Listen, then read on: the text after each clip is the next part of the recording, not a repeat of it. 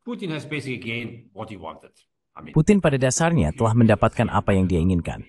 Maksud saya, beberapa kilometer di sana-sini, mungkin tidak. Dia tidak berniat sejak awal untuk mendapatkan wilayah. Dia ingin NATO keluar. Dia tidak ingin ada pasukan asing di perbatasannya. Dan dia ingin akses ke Laut Hitam. Dan dia ingin mendapatkan jaminan keamanan untuk populasi pro-Rusia, berbahasa Rusia, apapun sebutannya, di timur. Dan sekarang dia sudah mendapatkannya. Dia memiliki lebih banyak daripada yang sebenarnya dia tuju sejak awal. Jadi dia keluar dari perang ini sebagai negara yang jauh lebih kuat daripada saat dia masuk ke perang. Itu hal yang menarik. Maksud saya, sungguh. Dia ingin memotong Rusia menjadi bagian-bagian. Sekarang dia bernegosiasi dengan China dan Amerika Serikat pada tingkat yang setara. Anda tahu, itu sudah berlalu baginya. Jadi mengapa dia harus mengubahnya? Mengapa saya harus pergi ke beberapa desa Donbas yang tidak dia miliki? Apun? Maksud saya, merusak Norwegia. Donbas he didn't have or whatever. Why should he give this?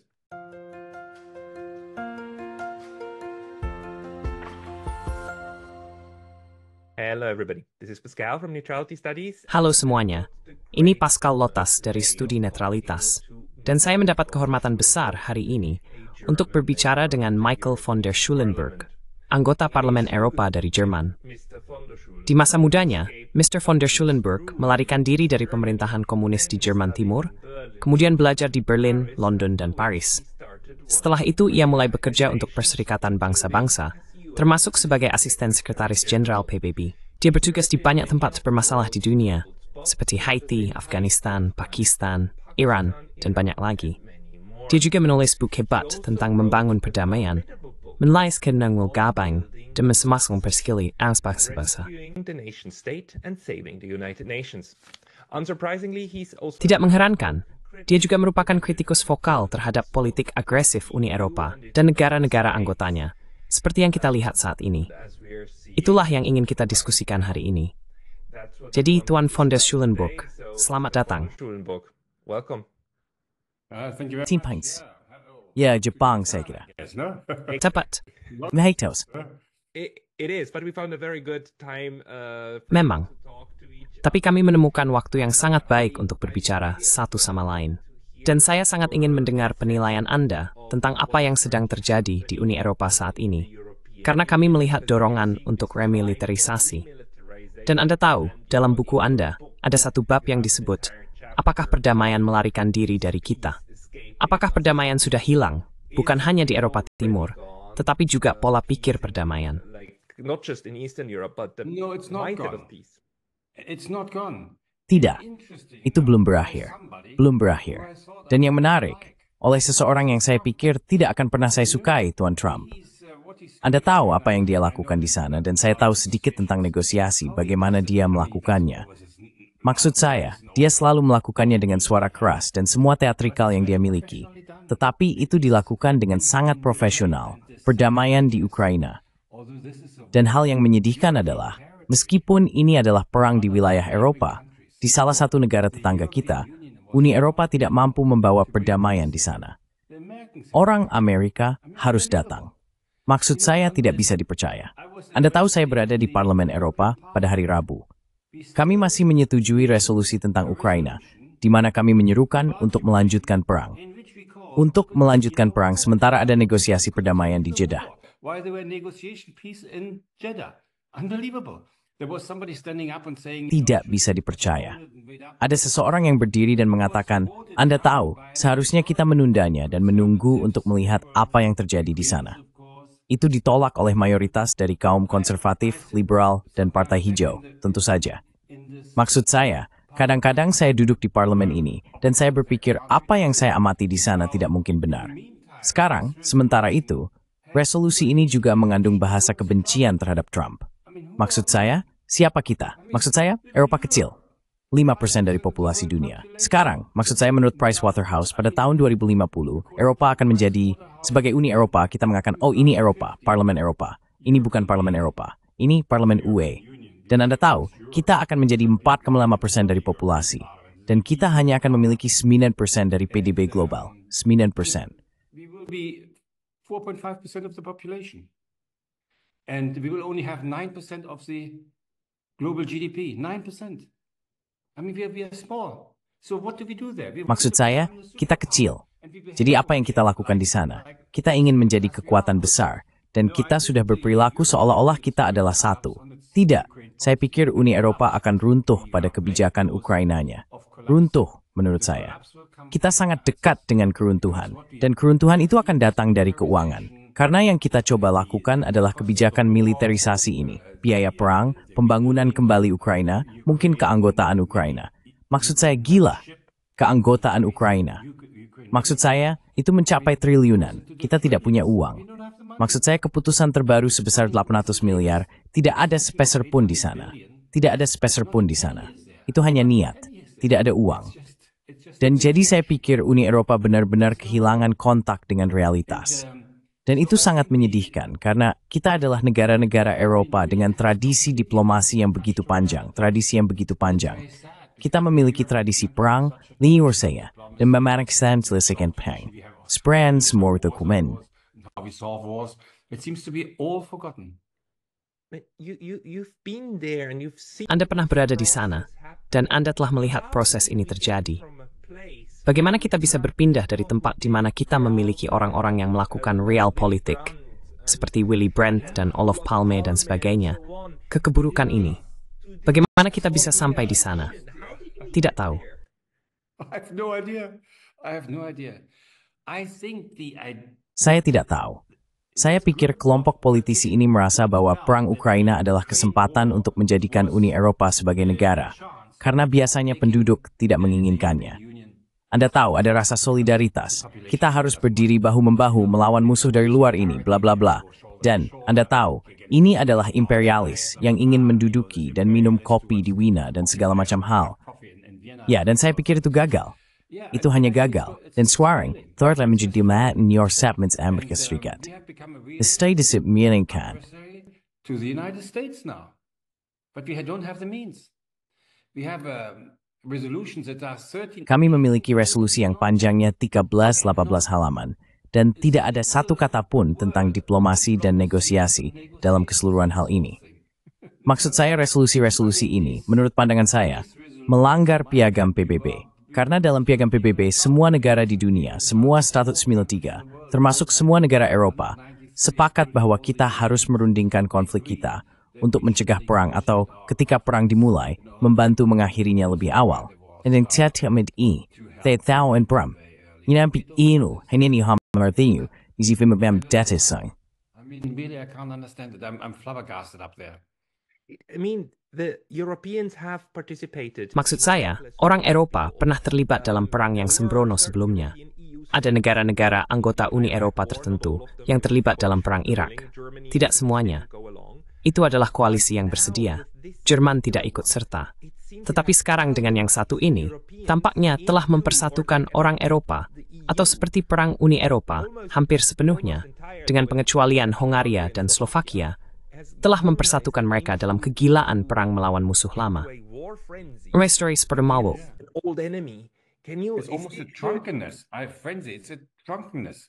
You have. Saya mengalami kegilaan. Ini seperti mabuk. Anda tahu, Anda telah kehilangan kendali atasnya. Kata-kata yang digunakan di parlemen lebih buruk daripada yang pernah saya dengar dalam perang Iran-Irak. Anda tahu, dalam perang Iran-Irak, negosiasi sebenarnya berlangsung di rumah saya untuk gencatan senjata. Kami hampir kehilangan nyawa kami karenanya. Tapi, Anda tahu, seseorang bisa berbicara dengan semua pihak, dan mereka setidaknya akan berbicara dengan kami secara rasional. Tapi di sini, itu tidak ada lagi. Anda tahu, misalnya dalam semua perang yang saya alami, dan saya telah melihat banyak perang, Anda tahu, itu selalu menjadi pekerjaan saya. Kedua belah pihak selalu mencoba untuk menjaga kontak, seringkali melalui PBB. Maksud saya, perang Iran-Irak, yang merupakan yang terbesar, dengan 1 juta orang tewas, 8 tahun perang yang panjang. Anda tahu, itu adalah PBB, dan itulah mengapa saya berada di satu sisi. Saya tahu kami maju dan mundur, tetapi tim maju dan endure. And then we went forward and backward because both sides agreed on it. Now, we don't have any communications whatsoever. Sekarang kita tidak memiliki komunikasi sama sekali. Maksud saya, siapa kita ini? Maksud saya, kita kehilangan semua hal ini. Jadi saya pikir Eropa akan menjadi pihak yang paling dirugikan. Maksud saya pihak yang paling dirugikan tentu saja adalah Ukraina. Yang saya katakan adalah ini kerugian yang sangat besar. Tapi pihak lain yang dirugikan adalah Eropa. Dan saya pikir kita akan terpengaruh selama bertahun-tahun oleh apa yang kita lakukan. Sekarang, kita ingin memiliki lebih banyak uang untuk militer. Sangat banyak uang. Maksud saya, kita sekarang berbicara dalam resolusi 4% dari PDB. Itu jumlah yang sangat besar. Itu berarti militer kita dalam hal ini akan menjadi sekitar 5-6 kali lebih besar dari Rusia, yang tentu saja menciptakan reaksi di Rusia. Anda tahu, Anda tidak bisa hanya meningkatkan kekuatan konvensional Anda. Rusia akan mengandalkan bom nuklir, karena mereka tidak bisa menangani sendiri. Nuclear bombs because they couldn't otherwise match it. So there is no talk about. Jadi tidak ada pembicaraan tentang negosiasi, tentang langkah-langkah membangun kepercayaan, tentang pengurangan persenjataan di Eropa. Sama sekali tidak. Semuanya hilang. Semuanya hilang dan sia-sia. Dan kemudian kita punya tentu saja di sini kemarin dalam wawancara ini, kita memiliki beberapa orang Austria tingkat tinggi. Mereka yakin bahwa Rusia akan ingin menduduki Austria. Maksud saya ya, itulah yang mereka katakan. Saya tidak tahu apakah saya harus tertawa atau tidak. Saya tidak tahu harus berkata apa. Maksud saya, Rusia bisa berperang ini. Maksud saya, mereka butuh 3 tahun untuk mendapatkan beberapa kilometer. Mereka bahkan belum mendapatkan seluruh Donbas. Tentu saja, mereka menang pada akhirnya, tetapi dengan usaha yang besar. Dan Anda mengatakan mereka ingin menyerang negara-negara NATO? Bahkan ketika Dinas Rahasia di Amerika Serikat mengatakan tidak ada kemungkinan bahwa Rusia akan menyerang negara NATO manapun. Russia will attack any NATO country. We say this. I don't know why. But this is what we Saya tidak tahu mengapa, tetapi inilah yang perlu kita coba jawab dengan satu cara atau lainnya. Bagaimana mungkin dalam narasi, Rusia adalah jahat dan Rusia adalah agresor jahat? Kita pada saat yang sama memiliki satu aliran narasi yang mengatakan, jika kita hanya mengirim lebih banyak senjata ke Ukraina, kita akan menghancurkan Rusia. Di sisi lain, kita memiliki argumen bahwa Rusia akan menyerang Austria besok. Bagaimana kedua keyakinan ini bisa ada pada saat yang sama, hingga ke tingkat tertinggi politisi yang menyebarkannya? Dan jika saya mendengarkan Anda, saya pikir Anda mengatakan, orang-orang di Parlemen Eropa tidak hanya mengatakan itu untuk membuat orang lain mempercayainya. Mereka mempercayainya sendiri, bukan? Mereka benar-benar mempercayainya. Ya, mereka mempercayainya. They really believe it. Yes, they believe it. Yesterday we had the Kemarin, kami memiliki seseorang yang merupakan hakim tertinggi di Austria. Maksud saya, dia sangat tegas, dan dia tidak tahu apa-apa tentang perang dan perdamaian. Saya harus mengatakan bahwa Anda tahu, saya tahu sedikit tentang ini. Dia sangat yakin bahwa Rusia akan menyerang kita. Saya berkata, tapi bagaimana? Anda tahu saya membacakan kepadanya laporan dari Dinas Rahasia Amerika Serikat. Mereka membuat satu laporan tahunan tentang ancaman terhadap Amerika Serikat, di mana mereka dengan jelas mengatakan tidak ada ancaman dari Rusia untuk menyerang negara NATO. Dan kami tetap mengatakan itu. Dan saya membacakannya kepadanya. Dan dia terus berdebat. Saya tidak tahu. Saya bahkan tidak tahu harus berkata apa. Dan orang-orang seperti saya yang tahu sedikit tentang perang, maksud saya diperlakukan seperti pengkhianat. Meskipun saya mencoba mengatakan, maksud saya, Anda tahu semua perang seperti ini.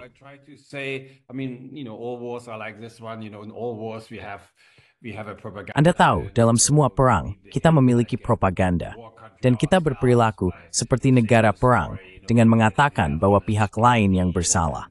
Ini sama dalam semua perang. Kita ingin membenarkan kepada populasi kita mengapa kita pergi berperang, mengapa kita menghabiskan uang untuk itu, dan mengapa kita menembak orang lain.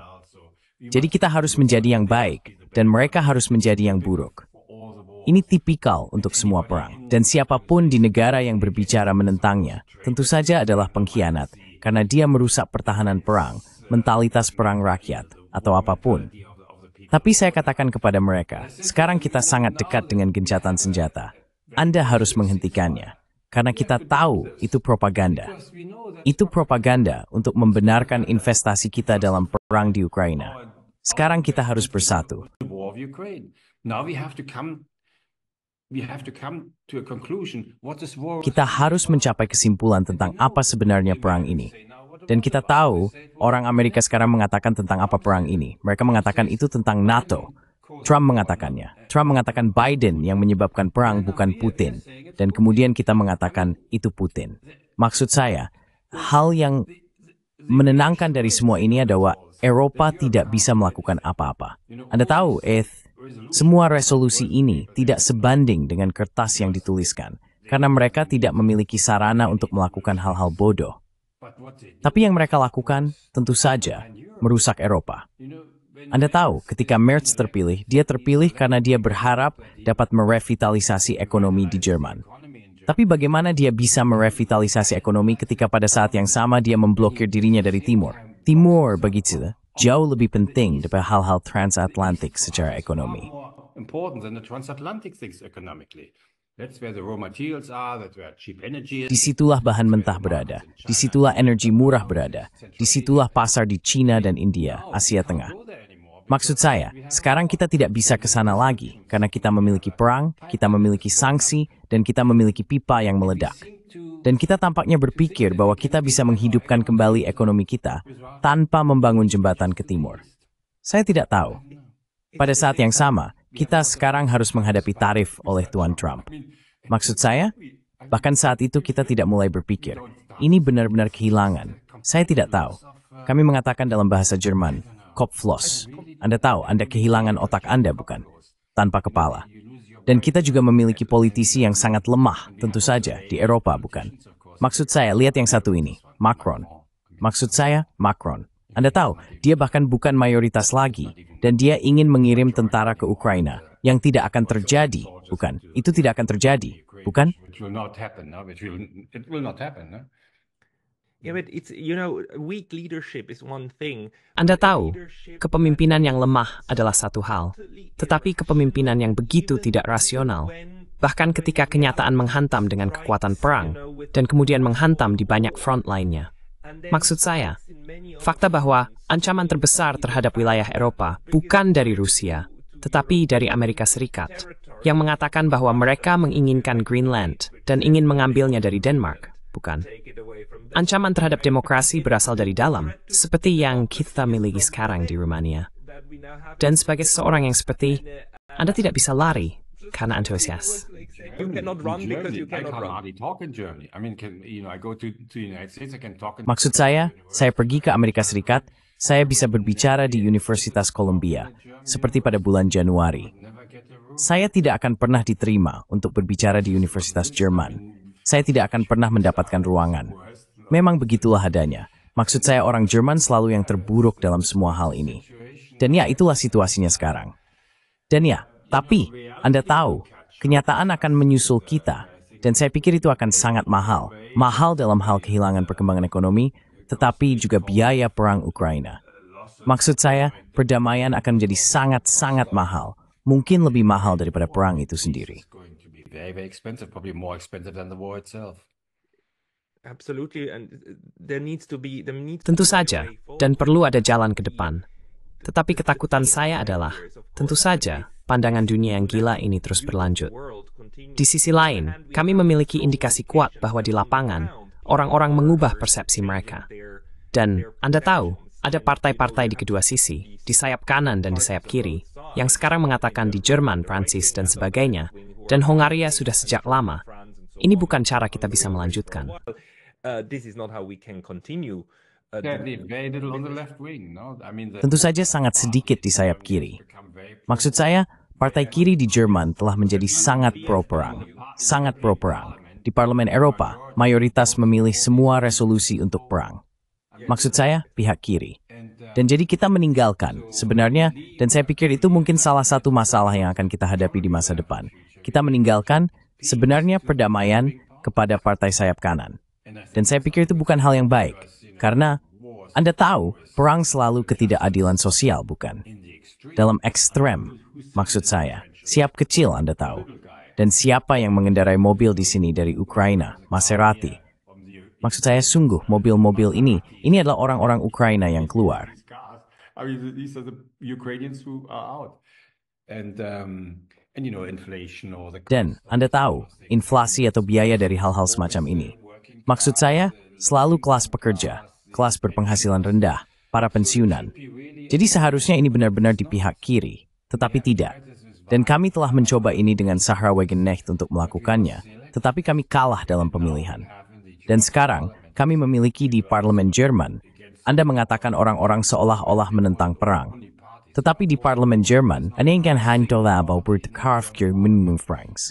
Sekarang bitutupun math dive sinim tolk durable thof, ama. Tegual. Mav, it's Sri, semua partai milih pro-perang Amberth mempersenjatai Kemop 4. Saya apa? rearming Europe. What for? For a war that doesn't exist. Siut perang, Antucho. So saya bisa menjelaskan ini kepada diri sendiri. If gamat perang Iraq, Don's tapper kanyu to this war. Toy pel kiri. It was opposed, especially by the left. And Yeah. this left. And by the Greens at the time. But And oleh Turifu, pembantu. As there you, imisiaman. Ibu pada step doing it before. And sin emang betul questioning bukan. Saya berkesutuk baby di Iraq. Semau kapur the Savo. Yeah. Yeah. But during the British towards Aman Etran evokes more. Dua. Oh, that was the Iranian. Itulah mesemes in Iraq. And private thing, no man bring Iraq king. Mas small entities Iraq. Itu main string. These countries, yeah. what is your view? There's a deng I to boili sprang. I'm mega thick at that up psychology interruption. Security psyche. Yeah, I think now we have a deep split. Ya, saya pikir sekarang kita memiliki perpecahan yang mendalam antara Amerika Serikat dan Uni Eropa serta Inggris. Dan ini adalah perpecahan yang akan bertahan. Ini bukan sesuatu yang mudah hilang, dan bahkan tidak akan hilang setelah Trump. Saya pikir sekarang ada ketidakpercayaan yang sangat mendalam di antara kedua belah pihak. Eropa akan menjadi pihak yang kalah. Ekonomi Eropa tertinggal di belakang ekonomi Amerika Serikat. Kita memiliki sedikit peluang untuk mengejar semua hal. Inovasi menurun di Eropa. Anda tahu seluruh teknologi tinggi, kecerdasan buatan, semua hal ini kita hampir tidak memiliki apa-apa lagi. Jadi saya pikir kita benar-benar tertinggal sekarang. Dan saya pikir itu adalah perpecahan sekarang yang akan bertahan. Di sisi lain, Amerika Serikat menarik diri dari perang yang mereka sebabkan, seperti perang Ukraina dan semua perang lainnya di sekitar kita. Sebab itu di si mode to an rare per strength. Iwanith aninity to a fall over Europees that. Start coming to the Europeans and afterwards. No? Yes, all while Yeah, the United Smith Taras Mikisa Sitop Baroque, remembering made from Adin, Adil, Sibisold. which is tremendous. While saying that they How grapheme psoith ignime. Micro memon disbeklang thantic. Atlantic. yeah, and then there's Ya, dan kemudian mereka aman. then there's Maksud saya, bahkan selama Perang Dingin, dan sekarang juga, sudah cukup jelas bahwa jika akan ada pertukaran nuklir, Eropa yang akan hilang lebih dulu. Dan orang Eropa saat ini bersedia menerima itu. today are willing to have that. I mean, yesterday there was a very strong feeling against Trump, of course. Ada perasaan yang sangat kuat menentang Trump, tentu saja, di antara orang-orang progresif di sana. Dan saya bilang, Anda tahu, saya juga tidak suka Trump. Tapi Anda tidak boleh lupa, karena dia mulai berbicara dengan Putin, ancaman perang nuklir hilang. Maksud saya, itu hal besar bagi orang Eropa, karena perang nuklir ini akan terjadi di wilayah Eropa, terutama di Jerman dengan semua pangkalan Amerika. Maksud saya, kita akan selesai dalam 10 menit, mungkin 12. Mantip bisa sang nang hi. Imhasat snau, kermakayini sang mungkin. Adha mempower swearing. Very unlikely. Now they talk to each other, no? We should also be very happy that in neighboring country of Kita juga harus sangat senang bahwa di negara tetangga, Anda tahu, status ribu orang muda ini yang meninggal, terutama di akhir perang, biasanya di PBB. Kita selalu berasumsi bahwa di bulan-bulan terakhir dari setiap perang, sebagian besar orang meninggal. Terkadang setengah dari tentara meninggal hanya dalam bulan-bulan terakhir. Dan alasannya tentu saja, di pihak yang kalah, mereka harus beralih dari posisi pertahanan mereka. Dan mereka mulai terpecah, dan organisasi tidak berfungsi. Juga ketika Anda melihat Perang Dunia Kedua dan Pertama, sebagian besar orang meninggal dalam 6 bulan terakhir. Dan itulah yang terjadi sekarang. Ini adalah pembantaian. Maksud saya, itu adalah pembantaian yang terjadi di sana. Dan saya katakan kepada orang Eropa, maksud saya, apa yang Anda lakukan adalah Anda mendukung pembunuhan.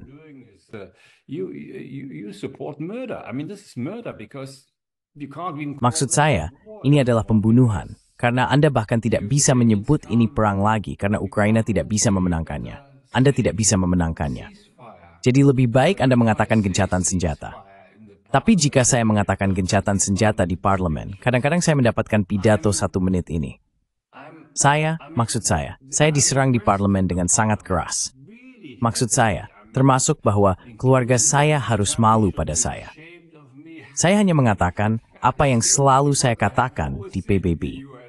Dan Anda tahu, ini tidak bisa dipercaya. Tidak bisa dipercaya. Dan saya pikir ini untuk keuntungan Ukraina. Apa yang saya katakan? Karena tentu saja saya tidak menginginkan ini. Saya ingin Ukraina bertahan sebagai negara, dan saya ingin sesedikit mungkin orang mati dan hal-hal seperti itu, agar mereka tidak harus meninggalkan negara asal mereka, dan hal-hal seperti ini. Dan saya lebih menentangnya. Heptuanin dan emhanirdiling si Thiziu, tiga undervertains berang. Aina dan mairi per, dan mulai bernikahain.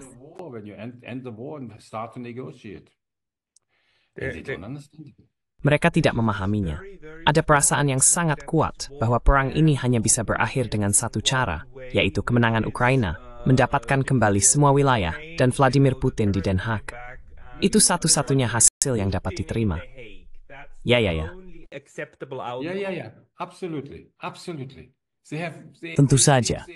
Tentu saja. Mereka berpikir mereka berada di sisi moral yang tinggi, padahal tidak. Dan mereka tidak punya apa-apa untuk dilakukan. Itulah mengapa saya katakan ini bukan perang yang tidak diprovokasi. Dan hal-hal seperti ini. Jika Anda mengatakan itu menciptakan kemarahan di antara orang-orang ini. Dan ini adalah mayoritas besar. Maksud saya dari 700 secara teratur 500 memilih untuk perang dari para deputi.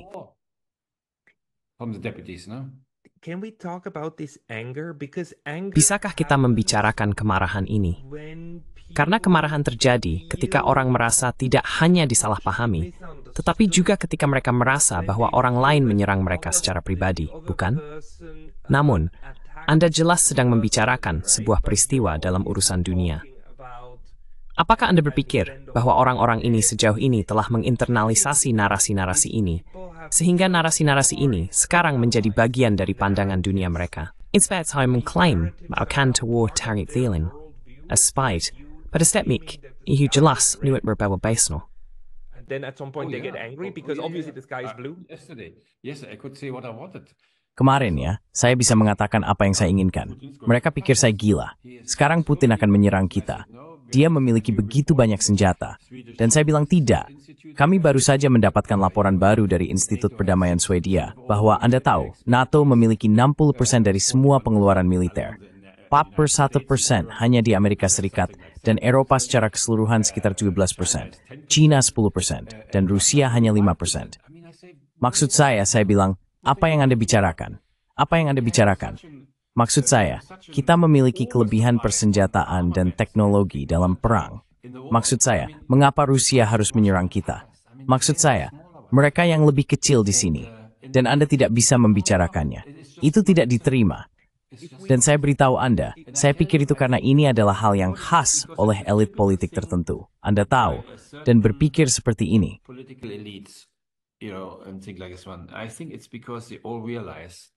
Saya pikir itu karena mereka semua menyadari bahwa Eropa telah kehilangannya. Eropa telah kehilangan apa yang mereka masih rasakan sebagai semacam, Anda tahu, mandat untuk memimpin dunia, terutama negara-negara Eropa.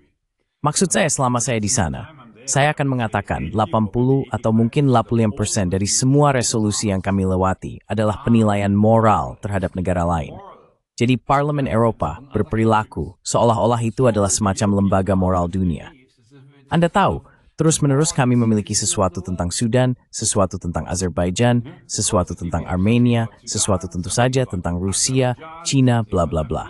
Maksud saya, terus-menerus kami memiliki resolusi bahwa negara lain tidak berperilaku dengan baik. Tidak bisa dipercaya. Hanya orang Eropa yang, ketika saya melihat 700 orang ini, Anda tahu, 700 orang, kebanyakan dari mereka, Maksud saya, apa yang mereka ketahui tentang negara-negara ini? I mean, what do they know about these countries? I mean, I wouldn't even allow myself to judge a country so quickly. Maksud saya bahkan tidak akan membiarkan diri saya menilai sebuah negara dengan cepat. Saya telah bertugas selama bertahun-tahun. Maksud saya, ini adalah hal yang sulit. Sulit untuk mengatakan apakah itu baik atau buruk. Saya tidak berpikir dalam istilah moral seperti itu. Tapi mereka merasa baik-baik saja. Sekarang, ada hal yang menarik. 3 hari yang lalu, ada resolusi tentang Suriah di mana mereka mendukung Al-Shara ini tanpa pertanyaan bahwa dia melakukan hal yang benar, bla bla bla. Tidak ada kecaman atas pembunuhan mengerikan terhadap orang Alawit oleh Parlemen Eropa. Sekarang kita tahu bahwa Rusia dan Amerika Serikat telah menyerukan pertemuan Dewan Keamanan tentang Suriah pada hari Senin.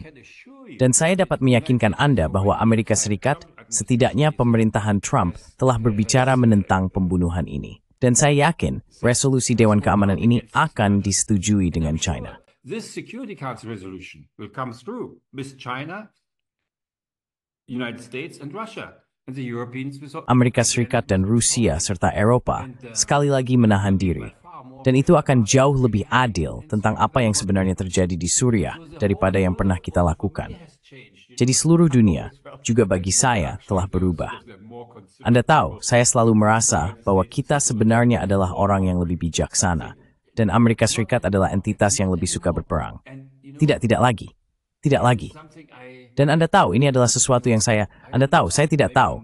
Mungkin pada hari Senin saya ingin membuat clipping singkat untuk berterima kasih kepada Trump atas apa yang dia lakukan di sana. Mari kita lihat bagaimana hasilnya. Karena saya merasa sangat malu bahwa parlemen ini seolah-olah memiliki bahasa kebencian terhadapnya dalam resolusi, bukan hanya dalam pidato, dalam resolusi. Biar saya tanya, apakah ini akhir dari Eropa? It's the end of Europe. I mean, we're committing suicide. Maksud saya, kita sedang melakukan bunuh diri. Sayangnya, saya pikir Anda benar sekali. Tapi izinkan saya bertanya, apakah ini berarti bahwa Uni Eropa bukan lagi aktor yang rasional? Ada proses lain yang sekarang membimbing sebagian besar orang. Ini seperti psikosis massal. Mereka tidak rasional. Dari pengalaman Anda, apakah Anda pernah mengalami situasi serupa di mana Anda tahu bahwa salah satu dari dua pihak dalam konflik, atau banyak pihak dalam konflik, bukanlah aktor yang rasional? No. You know, sometimes when I speak, Tidak. Anda tahu, kadang-kadang ketika saya berbicara, ketika saya menjelaskan bagaimana kami melakukan negosiasi, saya selalu mengatakan bahwa salah satu hal yang Anda lihat pada pihak-pihak yang berkonflik adalah siapa yang berperilaku rasional.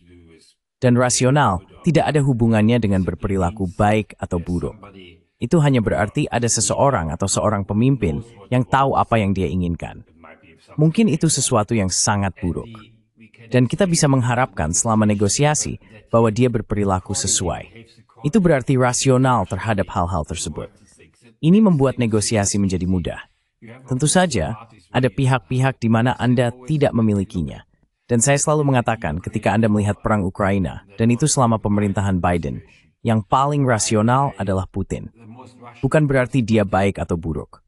Hanya saja kita tahu apa yang dia inginkan, dan dia akan berperilaku sesuai. Dan Anbari Stekang Lamporthi top konferensi pers tentang mendebini and berfring. press conference on accepting the things, very rational, very rational. Sangat rasional. Sangat rasional. Maka mungkin Amerika Serikat karena mereka ingin Ukraina pada saat itu untuk memperkuat klaim mereka terhadap dunia unipolar. Tapi Eropa sama sekali tidak. Anda bahkan tidak tahu apa yang harus dinegosiasikan dengan mereka. Anda tidak bisa benar-benar bernegosiasi atas klaim bahwa Putin ingin menyerang Eropa. Maksud saya, tidak ada yang bisa dinegosiasikan. Karena itu tidak ada. Jadi Anda harus kembali ke apa yang menjadi penyebab perang jika Anda ingin menegosiasikan gencatan senjata atau perdamaian atau apapun. Ini kebanyakan gencatan senjata. Perdamaian sangat-sangat, jadi ini tidak terjadi. Jadi Eropa tidak rasional. Anda tahu ketika saya di sana, saya kadang-kadang bertanya dan mengatakan, jika Uni Eropa duduk dan mendefinisikan apa kepentingannya, apa kepentingan sebenarnya, malah henat the vi, Harry Sevlings adalah untuk independen. That the sanctions are in their interest. You can't say that having a fight with Anda tidak bisa mengatakan bahwa bertarung dengan Rusia adalah untuk kepentingan mereka. Anda tidak bisa mengatakan bahwa bertarung dengan China adalah untuk kepentingan mereka. Anda tidak bisa mengatakan bahwa menghancurkan Ukraina adalah untuk kepentingan mereka. Maksud saya, itu bukan untuk kepentingan mereka. Jika kita ingin berkembang secara ekonomi, kita membutuhkan Timur. Jadi apa yang kita lakukan sekarang benar-benar tidak rasional, juga dalam arti bahwa kita tidak mampu merumuskan kepentingan kita. Semuanya tertutup dalam bahasa ideologis dan moralistik semacam ini tentang membela demokrasi atau semua hal lucu. Bahkan sekarang, pemimpin partai kiri di Jerman mengatakan, Anda tahu, kita membela demokrasi di perbatasan dengan Rusia. Sebelumnya itu di Afghanistan. Maksud saya, narasinya begitu kuat sehingga sangat sedikit yang bisa diperdebatkan sebenarnya. There's very little to argue actually. Is it possible? Apakah mungkin situasi ini adalah hasil dari pengaturan kelembagaan Uni Eropa? Karena ada begitu banyak kelompok individu yang terlibat di dalamnya, sehingga tidak ada yang lain selain ideologi yang bisa muncul darinya. Bahwa ada hanya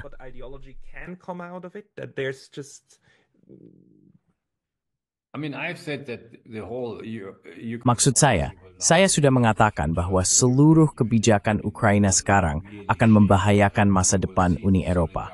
Maksud saya kita akan benar-benar terguncang. Anda akan melihat solidaritas akan runtuh sekarang. Sedikit demi sedikit, bukan? Itu sudah dimulai, bukan? Bukan hanya Slovakia dan Hungaria. Maksud saya, Anda tahu, saya pikir orang Polandia akan melihatnya secara berbeda. Sangat menarik. Dan orang Italia dan hal-hal seperti ini.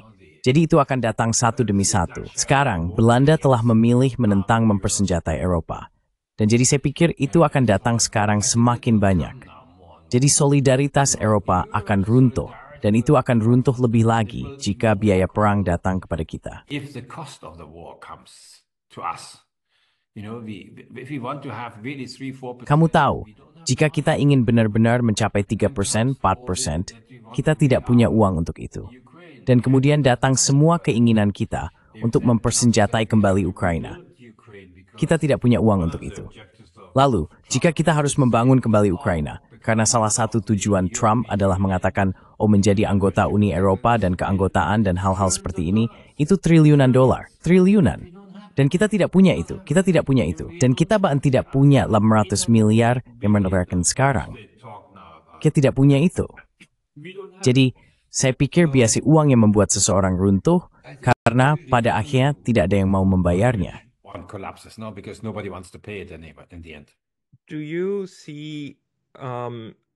Apa menurut Anda peran Perserikatan Bangsa-Bangsa? Karena di satu sisi, PBB saat ini sangat lemah. Di sisi lain, PBB adalah hal terakhir yang semua orang setuju mereka ingin patuhi, meskipun mereka mengkritik PBB dengan keras. Tetapi tidak ada yang pernah mengatakan, kita perlu membubarkan PBB. Apakah ada cara untuk bekerja melalui PBB untuk mencapai tempat yang lebih baik?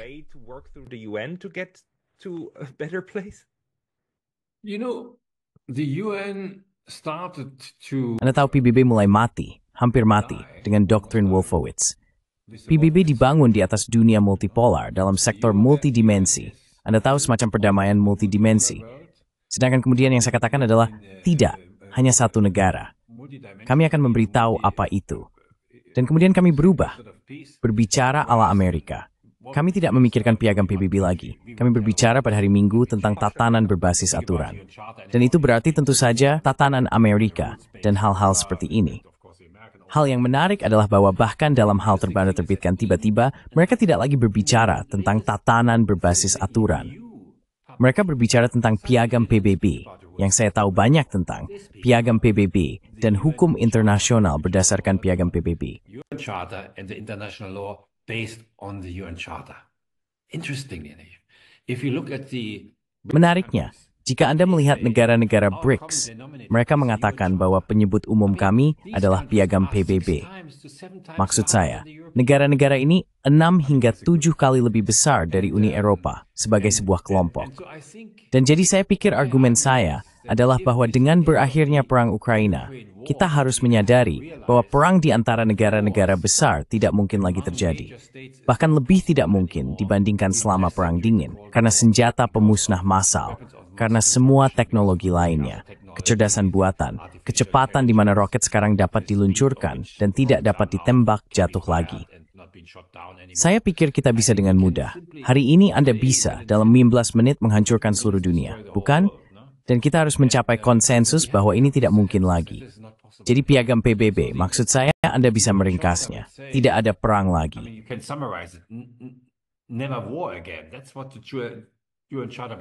Itulah yang pada dasarnya dikatakan oleh piagam PBB. Saya pikir itu akan menjadi lebih penting. Dan saya merasa cukup terdorong. Maksud saya, Trump selalu mengejutkan saya. Dia sekarang telah mengundang China dan Rusia untuk membicarakan tentang roket dan perangkat nuklir ini. Bukan Eropa omong-omong. Eropa tidak diundang, yang merupakan hal baik, karena kita harus mencapai konsensus terlebih dahulu. Bukan hal baik, maksud saya, dalam keadaan ini. Hal yang masuk akal. Hal yang masuk akal. Masuk akal ya? Ya, masuk akal. Maksud saya dalam kondisi ini. Dan saya pikir itu adalah hal yang baik. Anda tahu, kita tidak boleh melupakan apa yang Trump lakukan di sini. Dia mengundang dua negara yang tidak selalu berada di pihaknya untuk bernegosiasi. Jadi dia akan menjadi minoritas di sana. Tapi Anda tahu bahwa juga reformasi Dewan Keamanan PBB. Also reform of the UN Security Council. The biggest problem in the UN is the UN Security Council. Masalah terbesar di PBB adalah Dewan Keamanan PBB. Dewan Keamanan PBB dibentuk pada masa kolonial. Ketika resolusi tentang Ukraina muncul di Dewan Keamanan, Amerika Serikat memenangkannya dengan 10 suara mendukung. Itu berarti semua negara Asia, Afrika, dan Amerika Latin memberikan suara bersama China, Rusia, dan Amerika Serikat untuk resolusi ini. 5 negara abstain. 5 negara ini adalah negara-negara Eropa Barat. Anda tahu, Uni Eropa dan Inggris Raya. Sekarang, tanyaan yang akan muncul, dan saya berita menghadapinya dalam waktu 1 tahun. Mengapa sebagian dunia, yang hanya 5% dari populasi dunia, memiliki lebih dari 33% suara dalam badan pengambilan keputusan terbesar di dunia, Dewan Keamanan? Kita akan kehilangannya. Kita akan kehilangannya. Anda akan melihatnya.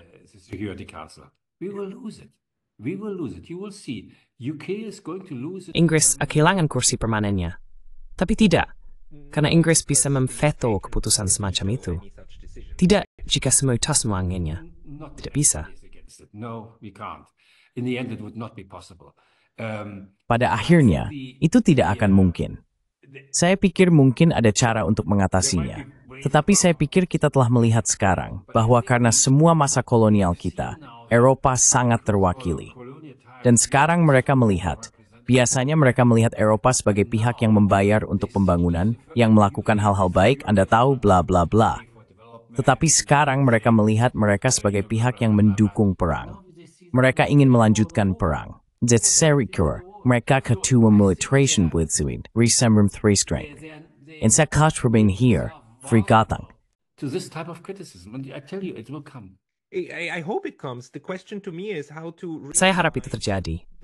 Pertanyaan bagi saya adalah bagaimana mewujudkan judul buku yang ditulis oleh Glenn Dyson, yaitu bagaimana membuat orang Eropa menyadari bahwa mereka tidak lebih dari semenanjung barat Eurasia.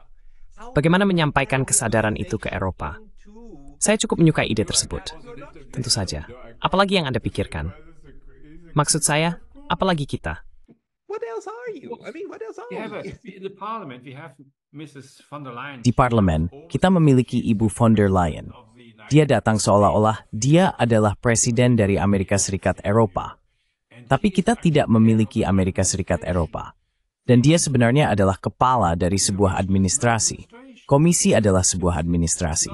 Itu bahkan bukan pemerintah. Tapi dia mengangkat jarinya dan berkata, Anda tahu, semua negara yang tidak mengikuti sanksi kami juga memiliki sanksi terhadap mereka.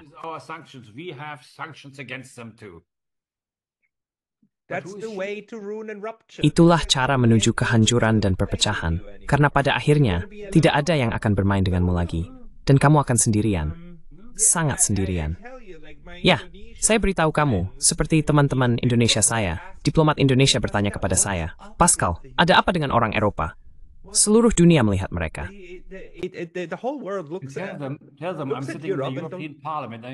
Katakan kepada mereka bahwa saya sedang duduk di Parlemen Eropa dan saya tidak bisa memberikan jawaban kepada mereka.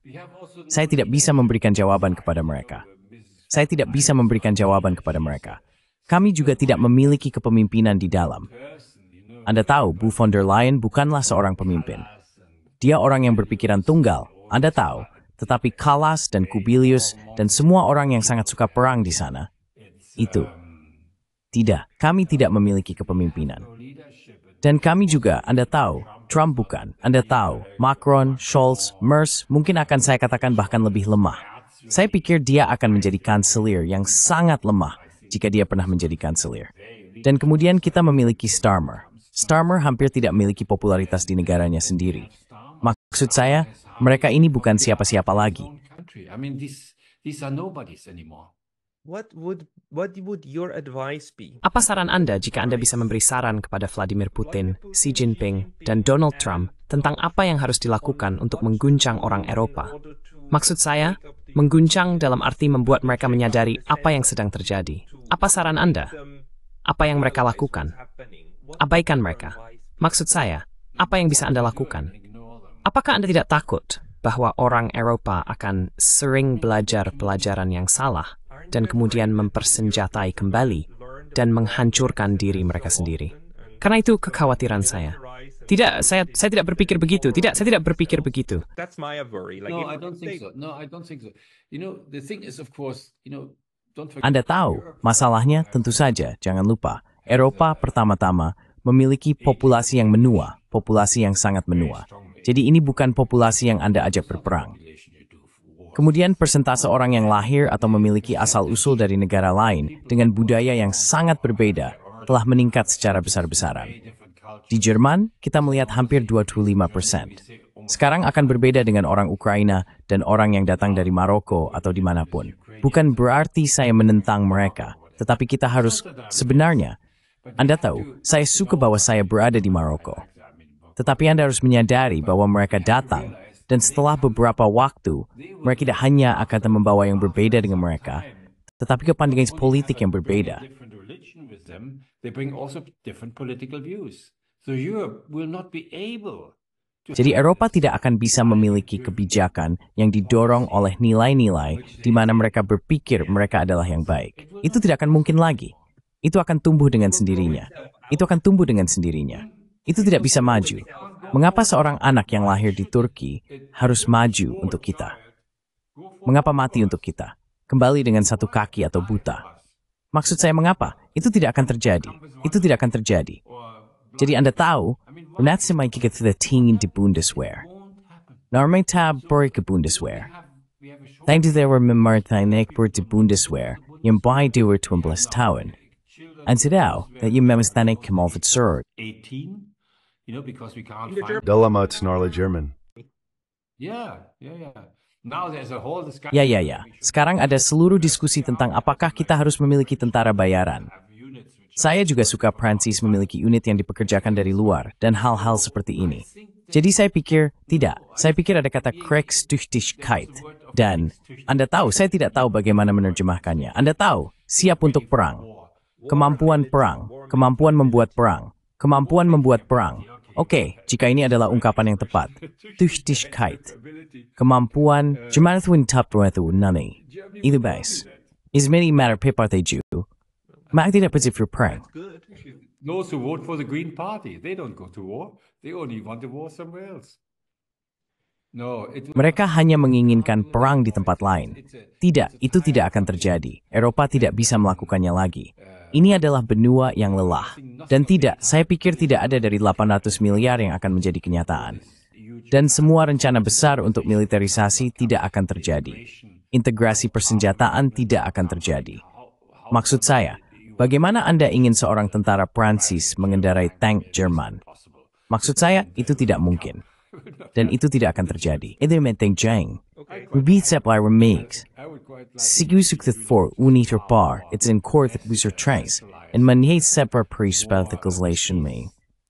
diversity in Europe is one of the strengths of Europe. Yeah, and not Yeah, it's nummer av fantet med wordswisma. Smoisa. Dan kan vi tänka tan helt skarang. We see now this drive Doris, no men langsung sambakasan. And daha squat such a military. militarily strong. Yeah, And although it's a string, I don't understand why Europe does saya tidak mengerti hur mahal pada baat how blade radio dari seni sonori.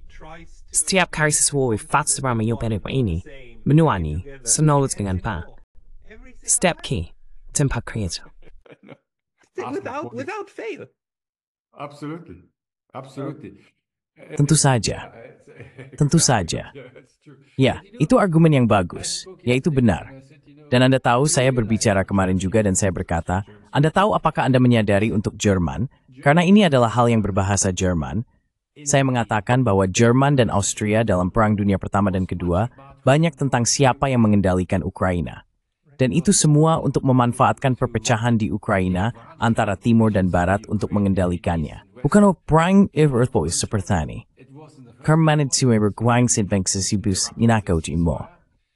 Dan setelah kami berkuat, ini Steve Simet Nishu. Na membuatnya ilas dadari betul. I'm unbelievable. And we seem not to learn from it. Dagal, Again, Saya hampir harus mengethan and stuller, false, and I'm not Hugh. I think may will kebesin yang brutal in diao. let's see what we do there. It's Yeah. it's I still wonder how to saya masih bertanya-tanya bagaimana cara meredakan semuanya. Karena ini tentu saja masih sangat berbahaya. Dan bagaimana kita meredakan mentalitas perang di Eropa yang tampaknya terus berputar. Ini memanas dengan sendirinya. Sekarang lebih buruk, 3 tahun ke dalam perang daripada di awal, dan itu sudah mengerikan di awal. It was already horrible in the beginning. You know, I'm not so sure. You know, Anda tahu, saya tidak begitu yakin. Anda tahu, saya pikir semua hal yang terjadi tidak berbahaya bagi pihak luar. Anehnya, karena kita tidak bisa menerapkan apa yang kita katakan. Ini hanya menyakiti diri kita sendiri. Kita menghabiskan uang untuk sesuatu yang tidak kita butuhkan.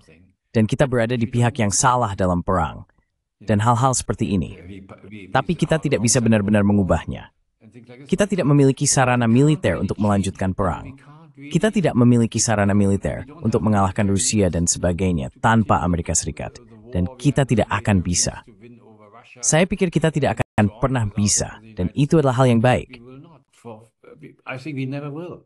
And that's a good thing. I mean, I see what you mean. On the other Maksud saya mengerti maksud Anda. Di sisi lain, sebagian dari kebijakan Eropa sangat menyakitkan dan bertanggung jawab atas apa yang terjadi pada Ukraina dan Rusia. Dan mereka kehilangan sekitar 1 juta orang secara keseluruhan. Itu bukan bagian yang tidak signifikan, bukan? not an inside part, right? It's Yeah, but this was Europe in as if Tapi ini adalah Eropa sebagai pelengkap Amerika Serikat ketika itu terjadi. Sekarang mereka tidak bisa melakukannya lagi. Mereka tidak bisa. Maksud saya, ketika Anda melihat deklarasi bersama setelah pertemuan pada tanggal 6 Maret, tidak ada tentang mengirim penjaga perdamaian bersenjata. Tidak ada kata tentang itu. Anda tahu, karena Anda tidak bisa menyepakatinya. Dan tidak ada kata tentang itu. Anda tahu, Kallas ingin memiliki dana cepat 20 miliar untuk mengirim senjata ke Ukraina. Tidak ada kata tentang ini. Anda tahu, Anda tidak bisa lagi. Anda tidak bisa. Hanya kata-kata, kata-kata kasar. Dan itu saja. Ini benar-benar pengkhianatan terhadap orang-orang Ukraina. Bukan? Ya, memang. Dan Anda tahu, Zelensky telah memahaminya. and you know, Zelensky has understood it. I mean, he didn't stick with us. He went to Jeddah. Maksud saya, dia tidak tetap bersama kami. Dia pergi ke Jeddah dan dia menerimanya. Anda tahu, ini sangat menarik. Juga, orang-orang Ukraina menyadari apa yang sangat penting. Anda tahu, Rada Parlemen mengirim surat melewati kepala presiden mereka kepada Presiden Trump mengatakan bahwa mereka akan menyambut inisiatif perdamaian darinya, mengetahui bahwa itu berarti pembagian negara. Itulah yang mereka lakukan. Maksud saya, Zelensky sudah keluar. Statssalsnya avsarnes na misu to forward let stereodads and grambir chaptham brothe. Mo puna mo thermeni. Nima wisale, it's before Kathnili. Anathau, it's yes to nothing any. Then screen you. Ta gamayu. That's what he has to sign, and he will. The next day, he will disappear. Can I ask you about this? First, your assessment of the Bisakah saya bertanya terlebih dahulu tentang penilaian Anda terhadap proses yang sedang berlangsung? Proses negosiasi perdamaian ini yang datang dalam berbagai bentuk. Kedua, saya berbicara kemarin dengan Nikolai Petro, dan dia mengatakan, ada bahaya nyata bahwa jika Tuan Zelensky benar-benar mulai berpikir untuk menandatangani ini, apapun deklarasi penyerahan itu, dia akan digulingkan oleh sayap kanan ekstrem, dan bahwa militer Ukraina pada saat ini sangat mungkin berpihak pada ekstremis. Seberapa besar kemungkinan Anda berpikir skenario itu terjadi? Side of the extremists. How likely do you think that scenario is? I mean, I think Zelensky's Maksud saya pikir kehidupan politik Zelensky dan mungkin juga kehidupan fisiknya dalam bahaya. Maksud saya, dia tidak akan bertahan dari kekalahan, karena pada akhirnya itu adalah kekalahan. Dia bertanggung jawab atas begitu banyak anak muda yang terbunuh. Anda tahu, sebagian besar keluarga hanya memiliki satu anak. Pasti ada kepahitan yang luar biasa di sana. Ya, dan saya pikir orang-orang ini menginginkan perdamaian. Mereka tidak berani mengatakannya. Saya bahkan bisa membayangkan bahwa hari ini di Ukraina, Trump lebih populer daripada politisi lainnya. Ya, saya serius. Bukan berarti saya memahaminya, tetapi orang-orang menginginkan perdamaian.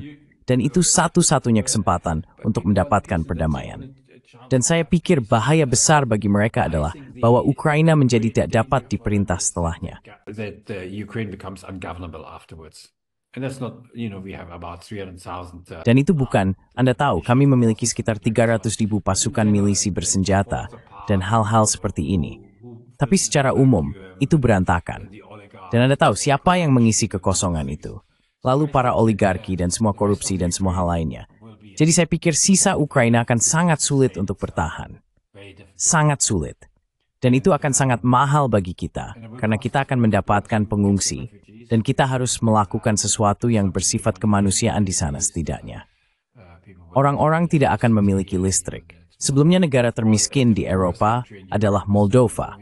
Sekarang itu pasti negara termiskin dengan utang besar di mana-mana. Dan saya tidak berpikir bahwa Ukraina memiliki banyak peluang untuk bertahan. Saya tidak tahu. Some people say like Anda tahu, beberapa orang mengatakan bahwa Ukraina yang terpecah tidak akan bertahan. Tapi saya terus berpikir bahwa Austria saat ini adalah Austria yang terpecah dibandingkan dengan 120 tahun yang lalu. Dan itu bertahan. Jadi saya pikir selama ada perdamaian, ada cara untuk maju secara ekonomi.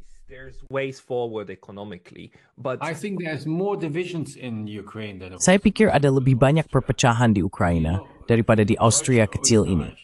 Anda tahu, Deutsch Österreich. Mereka menyebutnya Deutsch Österreich.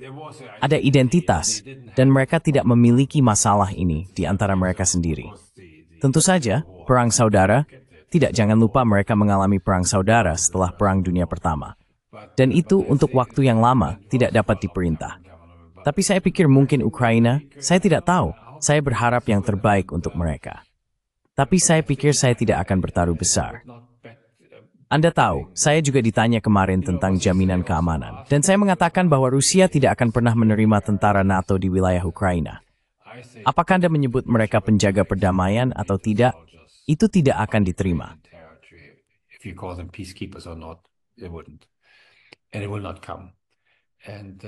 Dan itu tidak akan terjadi.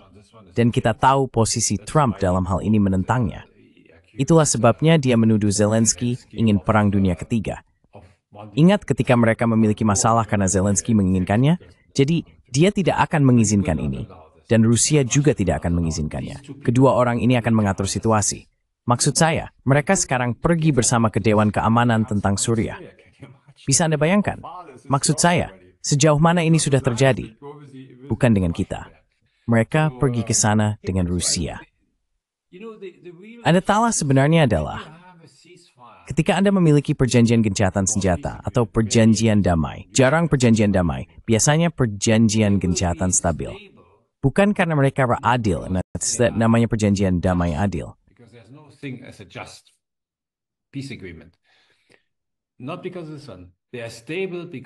Bukan karena yang satu ini.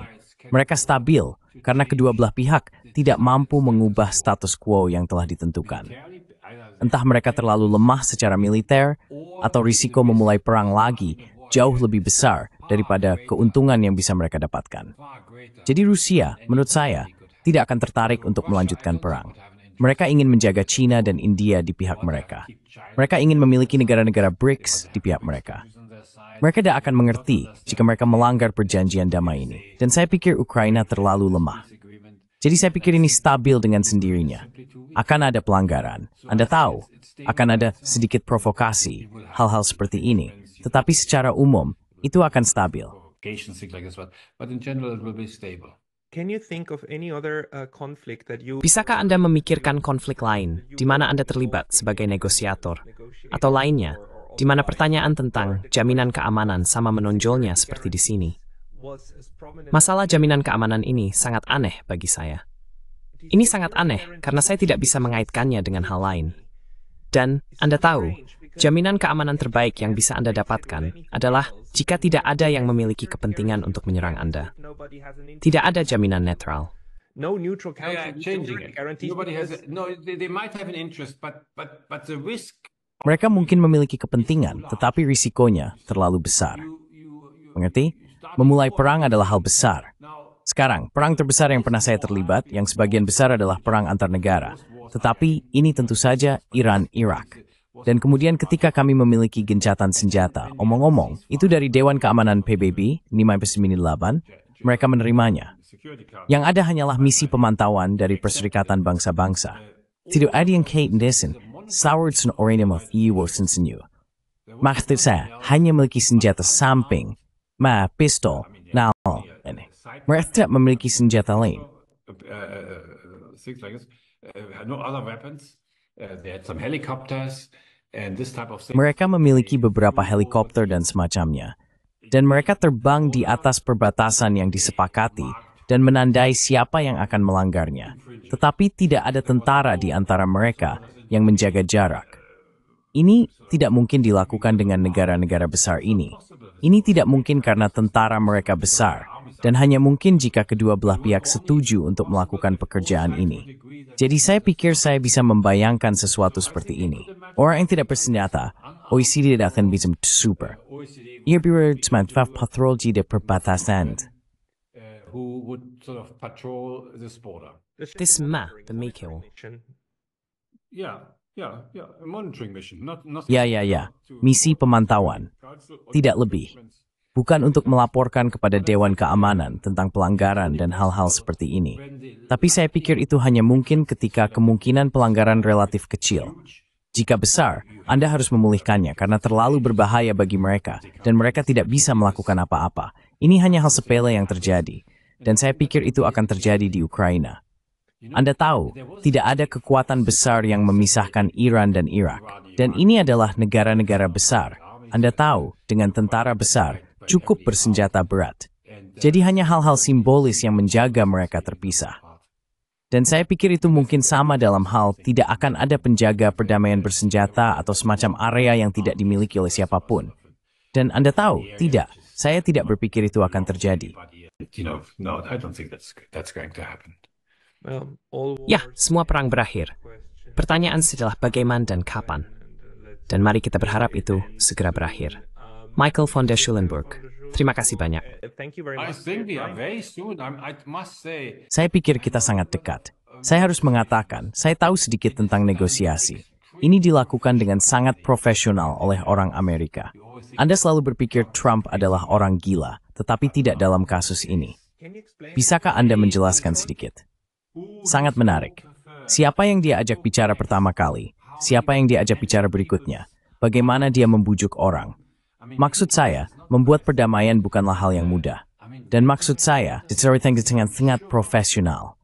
Dan saya yakin bahwa Putin akan sejalan dengan Trump. Sangat yakin. Apa yang dikatakan Putin dalam wawancara? Saya tidak apa Anda wawancara ini. I don't know. Have you followed this interview? His interview? I've read Saya sudah membaca transkrip dari apa yang dia katakannya. Sangat mendamaikan. military. Absolutely. And what he said, Tentu saja. Dan apa yang dia katakan Anda tahu. Apa yang terjadi pada pasukan di Kursk, apa yang terjadi di sana. Itu adalah hal yang biasa Anda negosiasikan dalam gencatan senjata. Biasa. Maksud saya, tidak ada apa-apa di dalamnya katanya.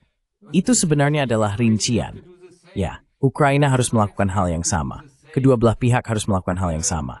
Dan itulah mengapa mereka hanya menginginkan 30 hari untuk bernegosiasi. Dan saya pikir itu pada dasarnya sudah selesai. Kesepakatan ini pada dasarnya sudah selesai. Surat kabar kami mengatakan, mungkin Putin tidak menginginkannya. Dia ingin mundur.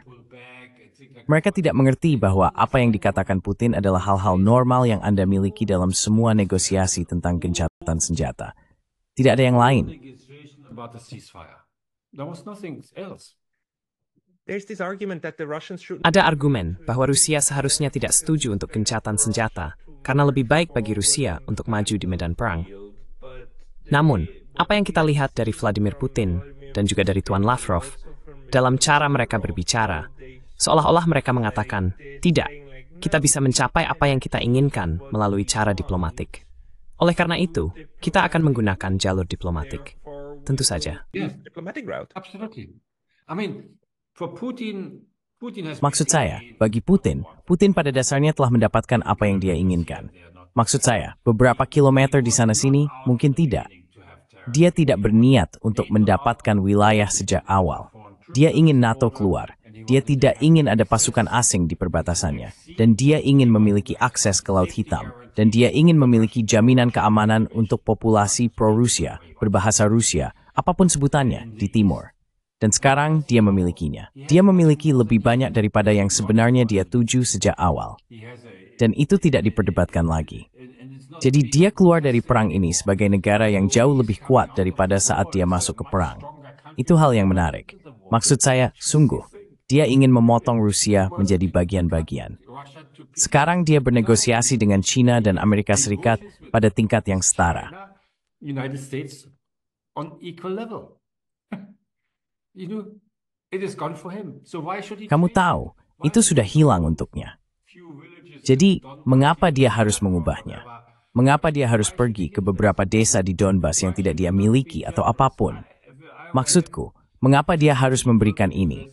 Mengapa dia tidak bersikap murah hati?